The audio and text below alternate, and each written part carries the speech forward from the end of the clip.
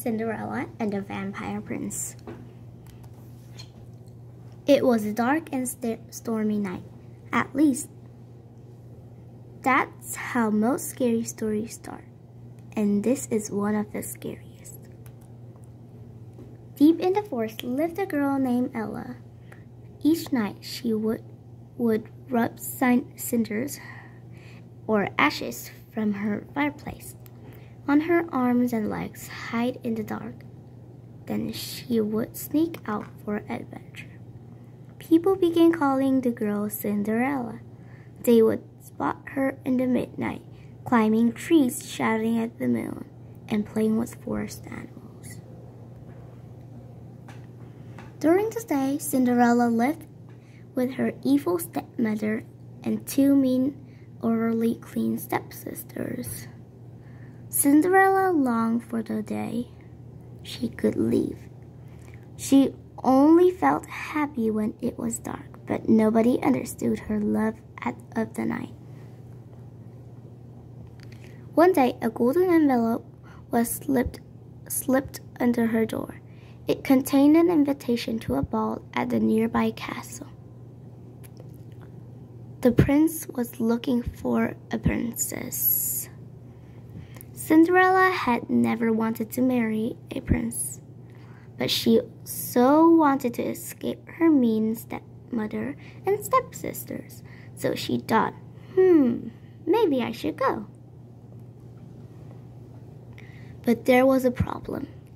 Unlike her stepsisters, Cinderella had nothing to wear to a prince ball, and unlike her stepsisters, she had no way to get there. Cinderella sat in a tree and felt sorry for herself. Just then, Cinderella's fairy godmother appeared. Her sweet and gentle fairy godmother was away on vacation. It had been a stressful year watching over Cinderella. Her fairy godmother was not so kind or trustworthy. "What will I wear?" asked Cinderella. Her fairy godmother waved his magic wand and left.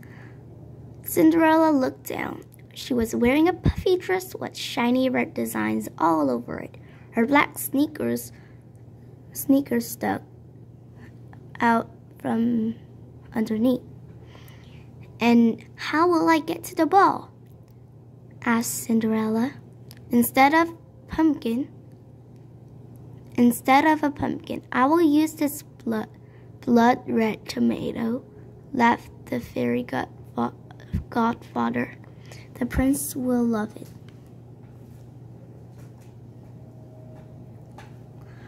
The night of the ball arrived. Cinderella climbed out her bedroom window and hopped into the tomato carriage.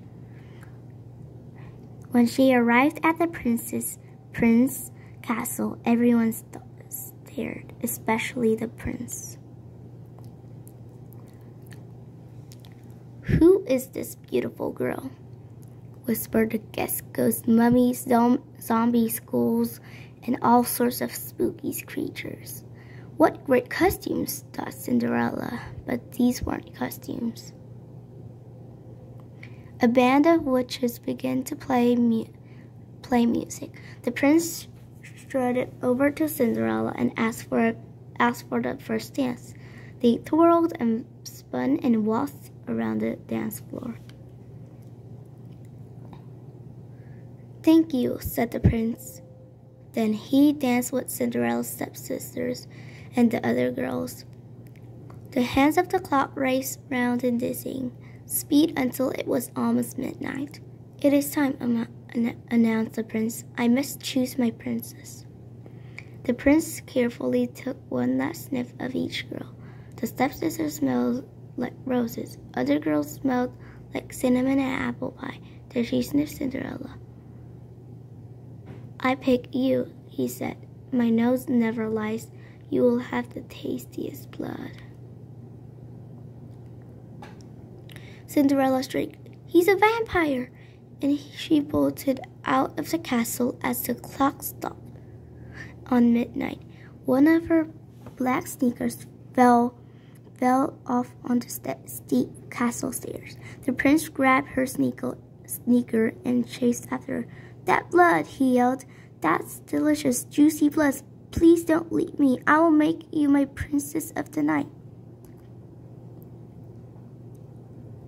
Cinderella stopped in her tracks. Princess of the night? Just then Cinderella realized a vampire prince might not be so bad after all. So she married him. And the two ruled the night happily ever after. The end.